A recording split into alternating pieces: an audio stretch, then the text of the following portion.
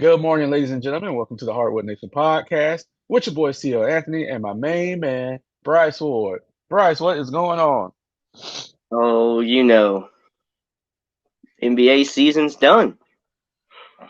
It is a wrap, ladies and gentlemen. It is a motherfucking wrap. But we still got some shit to get into today. Mhm. I want to congratulate the Denver Nuggets for one of the most impressive playoff runs that I have ever seen. Similar to that 2011 Dallas Maverick playoff run, actually. Um, Kudos to the NBA Finals MVP Nikola Jokic. Kudos to Jamal Murray. Kudos to my boy Michael Porter Jr. And don't call him Mike Malone, but Michael Malone. Denver did what they were supposed to do. Uh, they just pretty much dominated the Heat in a 5-game series, man. There's nothing else I can say. Just kudos to them. For Mhm. once, for once, the better team beat the Heat. For once, because those other teams that were supposed to be better didn't. But for once, the better team beat the Heat, and it was well deserved. Sir, what are your thoughts on Denver's first NBA championship after their first trip to the NBA Finals? I love to see it. It gives other teams hope. Um, it's well deserved. I don't think anybody can argue anything like that. Jokic is the well deserved Finals MVP, one of the best finals and playoff runs I think we've ever seen. Um, just kudos and flowers to the whole team that have been buying into that process for a long time and have been knocking on the door of success, and they finally walked through it. Luckily, they were able to get there and win in 1 year, which we know some teams aren't able to do all the time. So yeah, kudos to that team. I think they're going to be around for a while, pretty close to what we saw this year. They might lose a guy or two, but for the most part, I think this Denver Nuggets team is going to be around for a little bit. So the league needs to adjust and get ready for them. So, but yeah, kudos to Denver. Kudos to the Heat for making it a lot farther than anyone thought they would.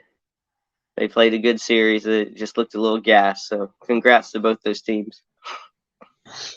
Yeah, Miami was absolutely gassed, but again, there's no excuse because they should have took Well, I care of mean, business when you're against close to getting knocked out of the play-in tournament and then you make it to the final, that's a pretty big win. yeah. Um,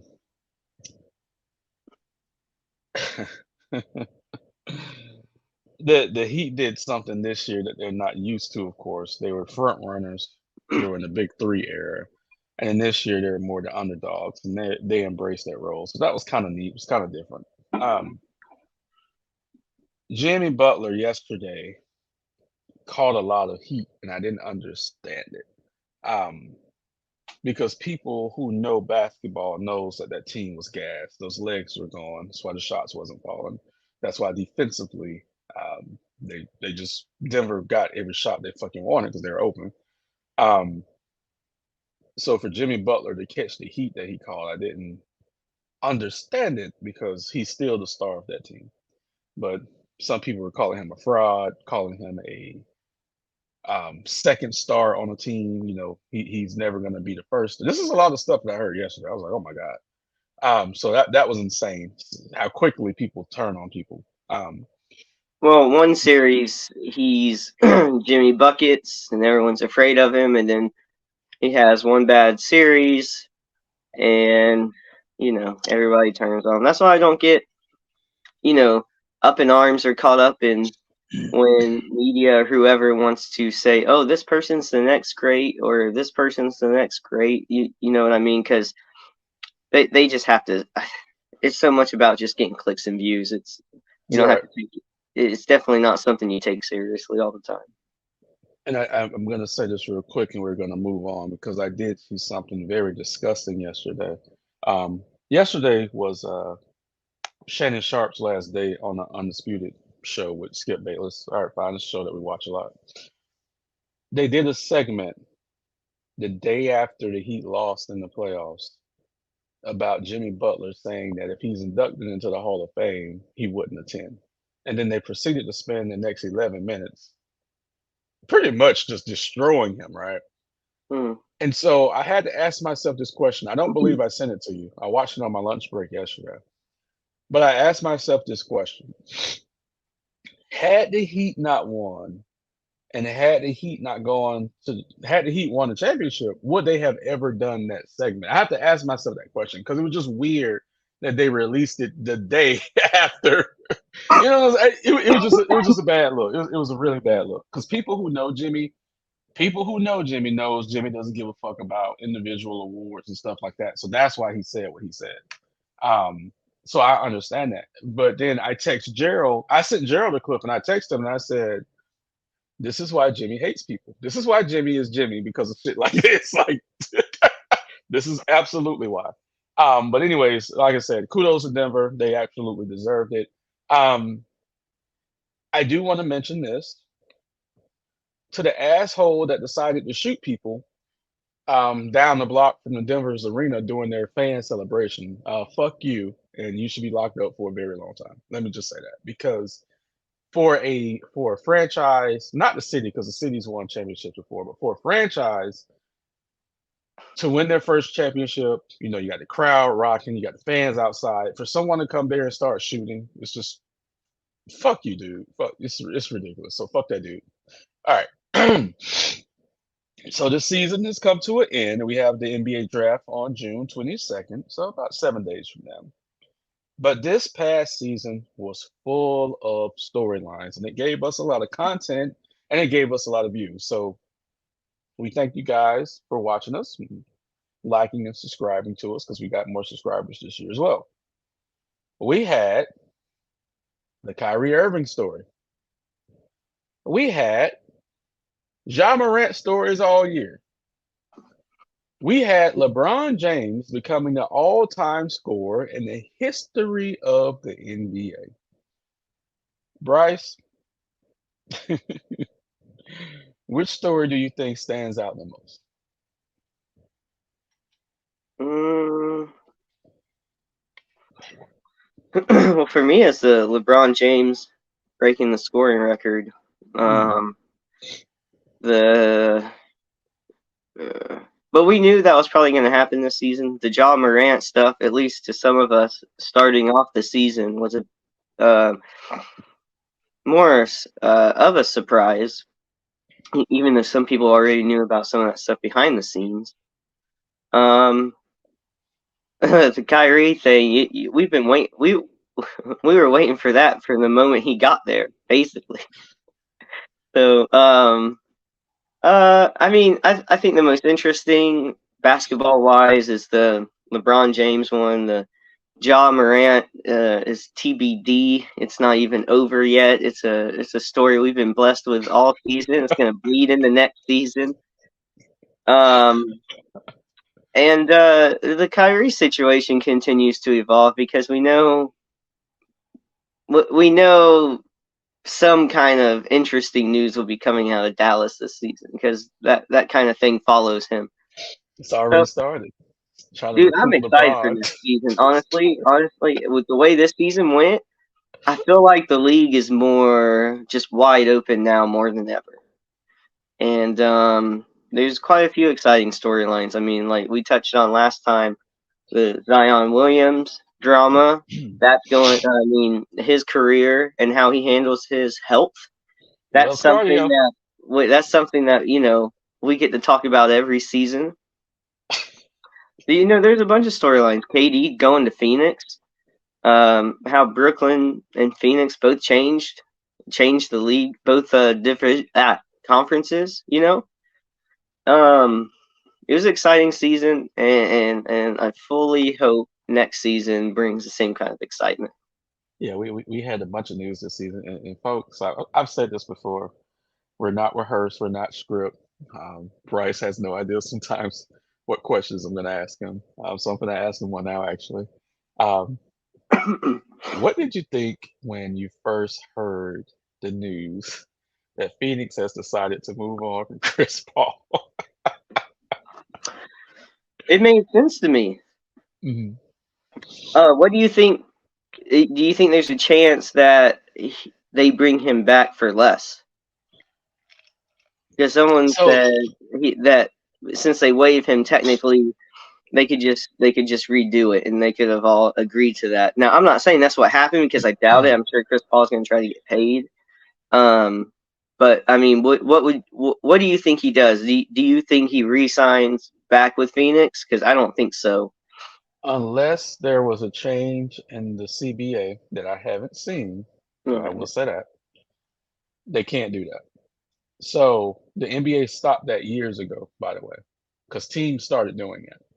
mm, Um, Now there could be a change because that was an in-season deal where you couldn't release a player and then re-sign him for the vet minimum. That was an in-season deal. So technically speaking, if they the end of this season, oh God, I believe I believe is the technically it's the first day of free agency. So if they cut him before that first day of free agency and then re-sign him, technically after that day, it's a possibility they can get away with it. I say that. But if they do it that way, it's gonna have gonna have some eyes on you, okay? Um, but in the past, that was a rule that wasn't allowed. It was allowed, and the NBA stopped it. So, like I said, unless I missed something, they technically can't do that. I believe in the event that they were to pull it off, he would come back because I don't think he wants to leave Phoenix. I don't think he wants to leave Phoenix, and I don't think it's a good move because you're bringing in a new coach. You're bringing in Lord have mercy, Nick Nurse, I believe. Um, you might want to have Chris Paul there. You get what I'm saying? Um, to kind of help him out, help transition a little bit. Let me look at something really quick. Um, Where do you it's think he early. likely lands if it's not what we were just talking about? So another podcast messaged me on Twitter and some other guys and tagged me in Twitter, and he asked that same question. Um, where should Chris Paul go? The answer is easy for me. The answer is he should go to the Boston Celtics. Um, it is the perfect fit for him. Okay, forgive me. Nick Nurse is in Philadelphia. Forgive me. I could not remember. Okay, he just got the Philly job. I have no idea who's the head coach for Phoenix, and I should know this because I just saw this. Um, but the Boston Celtics would be the perfect place. Oh, Frank Vogel.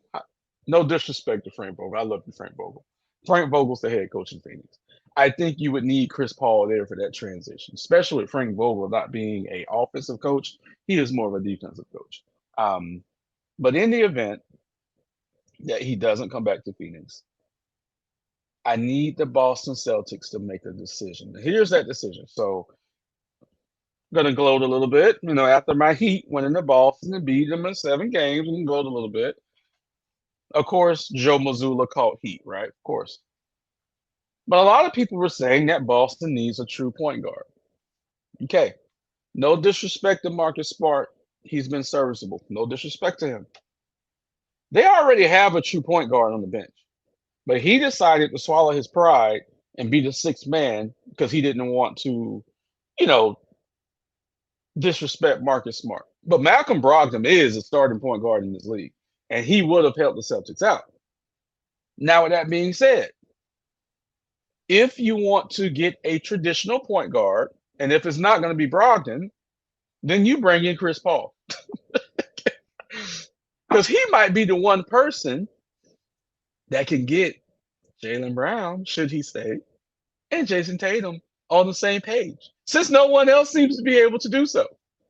Um, it would be a match made in heaven if Chris Paul could go to Boston, play a couple of years there, um, impact that locker room in a positive way, which I know he can. Um, Yeah, Boston is the absolute perfect fit. Now, would Boston do that because they're so loyal to Marcus Smart? And I'm not saying they have to get rid of Marcus Smart. They just might have to move him to another position or move him to the bench. Whatever. Would Boston do that? I don't know. Boston has shown supreme loyalty to Marcus Smart, good and bad.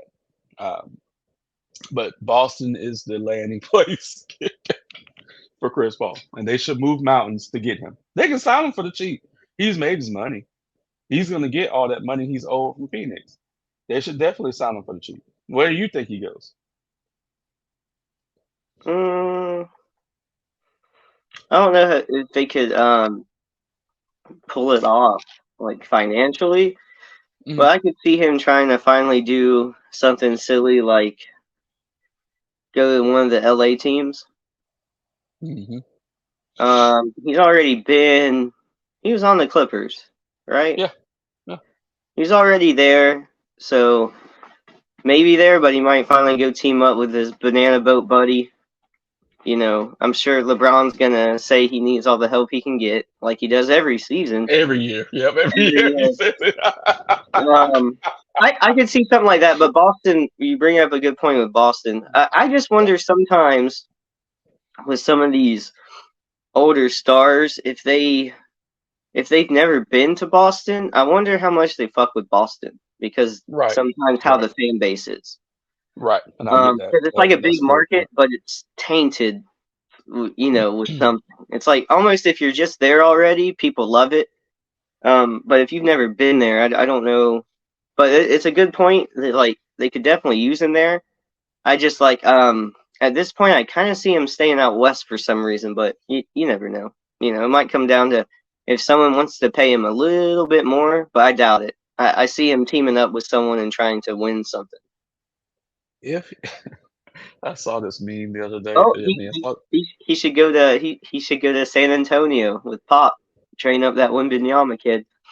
look, I saw this meme yesterday. Says DeAndre Jordan won the championship before Chris Paul. 'Cause DeAndre Jordan's so different. Denver got a lot of guys who might have missed out. He They got got he got them some championships. they got Jordan. They got Jeff Hmm. Green. They got Ish Smith who gets traded every year. Like Hmm. they got some Hmm. I saw a video of my old boy Aaron Gordon. My old boy saw a video of him like turned up after that championship win, bro. Hmm. Smoking and drinking, shirtless. I was like, oh my, fucking around with the crowd and shit outside. Yeah, he was living it up. Um, his sister, his sister, man. I gotta send you some pictures, man. His sister, good lord. Uh, and she's his I'm agent, by the way. She's I'm great at married. her I'm job. married. I'm good. She's great at her job. Let me tell you. Uh, God, that's a gorgeous family. Um, but yeah, Denver does have some guys that this championship will validate them. I will go as far as to say Joker didn't even need validation. Joker is who he is. We all know how great he is, but those other guys definitely needed the No, validation. but having a championship along with the greatness is what you need to be in a different conversation. Hmm. Do you think with the two regular season MVPs, now Finals MVP, and a championship, uh, how bad does it look now that some of the guys that got on that top 75 list, beat Joker out for that? And if he has another run like this, he gets another championship, another either finals MVP or another regular season MVP because he easily could have gotten it this year as well. How much longer before Joker starts creeping up in more of like the top 10, top 5 conversations of all time? Maybe not top 5, but I mean, he's up there. And he just got left off the top 75 list when guys like, I love him, but Dame's on there. You know what I mean? Like, there's guys on there, Dwight Howard. No, Dwight's not on there. No, no, someone else got. You're talking about Anthony Davis. Yeah, but Davis got a ring. Well, I mean, it's not always based on rings either. So I mean, No, I Charles no, Barkley's no, I know that. I mean, Anthony mhm. Davis is, to me at least, impressive. But then the ring is helped cement him in there. It's just one of those things. But I was trying to think of another player. I can't think of off the top of my head. But like Dame's a good example. But like, how Right, much right. before Joker's mentioned in a higher realm of conversation? That's such a loaded question. It really is. Um, the I'm sorry, guys. I apologize for what I'm about to say. The the original top 50, and then the 75 edition, the 25 additional players is absolutely sacred. And I would actually put that list above even the Basketball Hall of Fame because the Basketball Hall of Mm, Fame covers all of basketball, college, Euro, NBA, women's. The top 75 list is sacred to me. They used some slots with the 25 additional players to fix a couple of mistakes that were made in the original top 50. Do I agree with it? No, but I understand. With that said, if me and you are blessed to be around for the next 25, that's added because they said they could take people off, but I don't think they're going to take people off. That list is sacred. So if we're blessed to be around for the next 24 years to see the top 100 players, Nikola Jokic is guaranteed to be on that list. mhm. He's guaranteed. Now, as far as top 5, top 10, to me, that's a different question. Now, that does have championship clout, that top 5, that top 10. So he's going to have to win at least one more before I can consider him top 10, top 15. Okay. But there's still some other guys who's done a lot of things in the past that right now currently are ahead of him. The two MVPs do help. They do. The two MVPs help. It should be three. I love you, Joel Embiid. It should be three. Okay. Um, so he has to win one more before we have that conversation of top 15 and top 10. But he is highly, highly impressive. And he is knocking on that door. And Dirk, I love you. And Hakeem Olajuwon, I love you. But he is knocking on that door to where one day he might be the greatest international player that we've seen.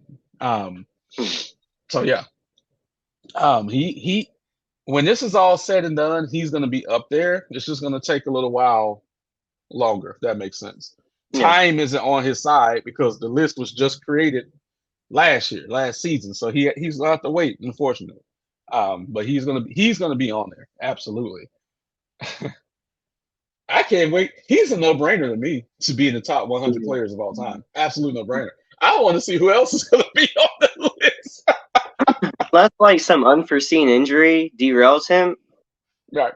No, he's we going to be on got that list we've got another. I, I don't know how many years of still like prime time Jokic. of him. Yeah. Yeah, At least like he probably ain't going anywhere. at least four. I would give it at least four. Yeah, Um, comparable ab- to ab- this season, like that good. absolutely. But I'll say this. Like I said, the time, just from a list standpoint, the time isn't on his side because the top 75 was just released last season. Mhm. So now we have to wait 24 years for him to be officially put on that list. So that's the part that sucks, right? But Jokic is going to be on that. If Yeah. Jokic retired today, he's going to be on that list in another 25 years. The timing is just wrong, right? Um, so from a fan standpoint, I'm not going to take too much time. Of course, I was a little salty, little salty. I, I still, I still believe in Jimmy Butler more than I've ever believed in any player that I follow that has played. Alonzo Mourning, Charles Barkley, Dwayne Wade. I believe in Jimmy Butler more than I believe in those guys, and that's a fucking fact. Okay. Um, so I was a little salty. I was. I didn't watch any post game. I was salty. Woke up the next morning, put my big boy pants on, started watching the clip. I didn't even watch the trophy ceremony. I just couldn't do it. I fuck that. I couldn't do it. Still didn't. I still didn't watch the trophy ceremony, but I did watch the immediate reactions of Jamal Murray and Nikola Jokic, and um, specifically with Jamal Murray, seeing the joy, seeing the tears. Um, I appreciate that. Mhm. So many athletes pretend that they don't care, pretend that it's all about the money, um, jump teams every fucking year. But to see a guy like that, Jokic is the best player on that team, but Jamal Murray is the heart of that team. And just to see the joy for someone to win their first championship, I always enjoy seeing that. And I appreciate Denver, man. I do. I appreciate Denver, man. I'm happy it was Denver. I don't think I would have been happy with anyone else eliminating the Heat, but I'm happy it was Denver because those guys, man, that's a fucking team, bro. Like Boston's not a team. We know the issues Boston has. Okay, New York, they're building their culture. They're building it. Milwaukee, winds of change, but Denver's a fucking team. They're a fucking team, bro. So yeah, kudos to them, man. Yeah, I don't know if you're like me, but it's like I like to see the smaller market teams, especially the teams that haven't won a championship. I love to see it. Mhm. Yeah, no, it was a good, and I'm definitely gonna watch the parade. The parade championship parade is tomorrow. Don't remember what time it is now because we're on the East Coast. Denver's on Mountain Time, I believe. But I will watch the parade tomorrow. I don't think I'll be involved in shenanigans during that time. But DVRs are great, by the way. DVRs are great. Um, so yeah, like this season has been one of the most exciting seasons that we've had in a very long time. And we appreciate everyone following us on this journey. Bryce, do you have any last words to put a cap on this season, my man? Because this was fantastic, bro. The fucking Miami Heat, the first eight seed in a regular season to get to the fucking NBA Finals. Like I can't complain about that. No, you can't. Not with the kind of tumultuous regular season you had. Like, it was a very much uneasy regular season compared to what you've had the last couple years. And for you to have this run, it's it's one of the best playoff runs I think I can remember in a very long time.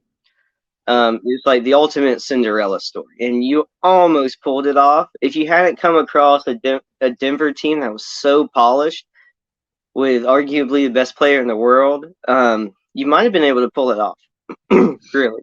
But I think Denver's the only team really you couldn't bring down all the way you needed to bring down. Mhm. But no, it was a great season. It turned out to be a more interesting season than I would have predicted.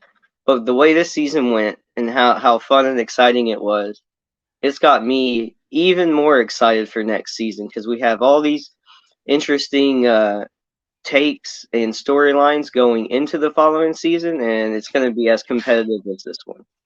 So I'm really excited. I think it's going to be it was a great season, and I think we're in line for another one, at least exciting. So yeah, I'm ready. Yeah, like you said, coming into it, we never know, of course, what each season is gonna hold. But yeah, this season was absolutely fantastic. Um, I mentioned this the last time we recorded, and I'm gonna mention it again now that it's official because I have a quote. I was trying to pull the quote up, but it's okay. I'll read it from my phone. I'll work it out. I was in Miami for Game Three. Of course, I've gone to at least one game in every Miami Heat championship Hmm. series outside of the bubble where they didn't fans couldn't go for obvious reasons. I went to game three for one reason. Well, two reasons, but one I'm not gonna talk about. I wanted to see Udonis Haslam one more time. Hmm. and he was put in the game, which is great. And he's now retired. And I have a quote here from Udonis where he says, "I tell the guys I have no complaints. I have no regrets. They gave me a final season that I'll never, ever forget. And that's all I can ask for." Um, when I tell you, before the playoffs started, I didn't think this team was going to get to the finals. Man, it was looking like this team wasn't going to make the playoffs. And all I could tell myself was, y'all got to play better for Udonis last year. Like, Udonis can't go out like this. 20 years in, the fucking team captain. And then they took this dude all the way to the fucking finals again. You know what I'm saying?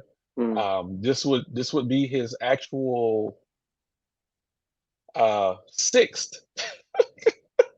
sixth NBA finals. Like, did they win them all? No, dude, his sixth NBA finals. That's fucking incredible, bro.